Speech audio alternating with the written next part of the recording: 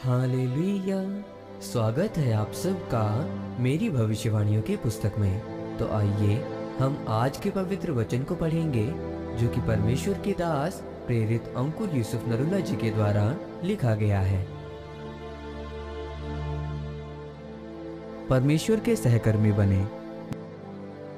जैसा कि पहला राजाओं अध्याय 17 उसकी एक आयत में लिखा है, तिशबी एलिया जो गिलाद के परदेशियों में से था, उसने अहाब से कहा, इज़राइल का परमेश्वर यहोवा जिसके सम्मुख मैं उपस्थित रहता हूँ, उसके जीवन की शपथ, इन वर्षों में मेरे बिना कहे ना तो मेंह बरसेगा और ना ओस पड़ेगी।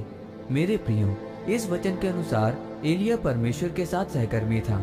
एलिया ने देखा कि इजरायली लोगों ने परमेश्वर को त्याग दिया, धर्म को, सच्चाई को त्याग दिया। फिर उसने परमेश्वर से प्रार्थना की कि परमेश्वर मुझे इस्तेमाल कर, क्योंकि तेरे वचन में लिखा है कि जब वो लोग जो मेरे कहलाते हैं अगर वो मुझे त्याग देंगे तो मैं आसमान बंद कर दूंगा और बारिश होना बंद हो जाएगी।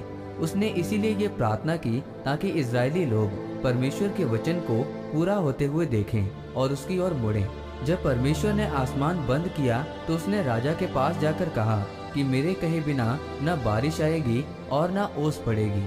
एलिया परमेश्वर के साथ सहकर्मी हो गया था।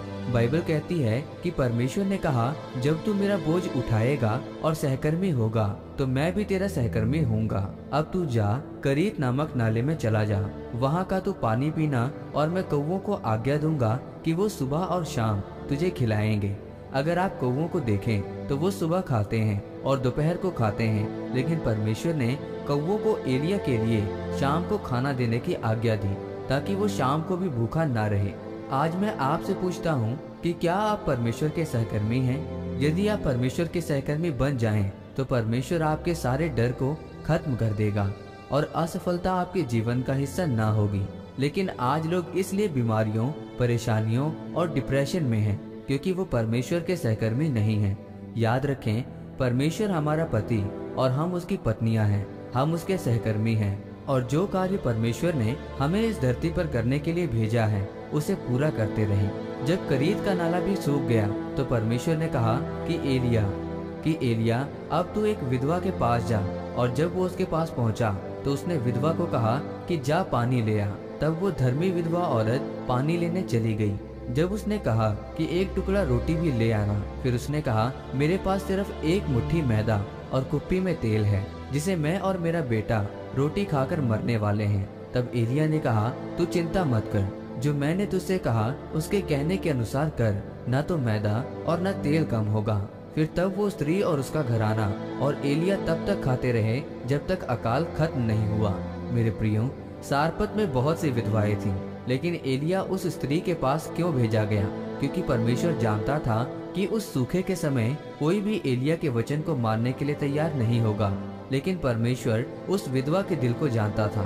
तब वो स्त्री एलिया के साथ सहकर्मी हो गई। तब उसके घर में आशीष आई।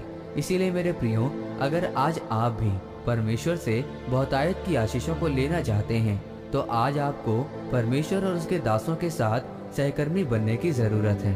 तब परमेश्वर आपके वंशों के श्रापों को तोड़कर आपको आजाद करेगा। आमीन। आइए इस प्रार्थना को आप मेरे साथ एक मन होकर करें।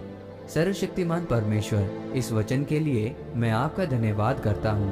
परमेश्वर, मैं ये प्रार्थना करता हूँ कि जिस तरह एलिया ने आपका सहकर्मी बनकर आपके कामों को पूरा किया, वैसे ही मैं आपके कामों का बोझ उठा सकूं और आपके साथ सहकर्मी बन सकूं।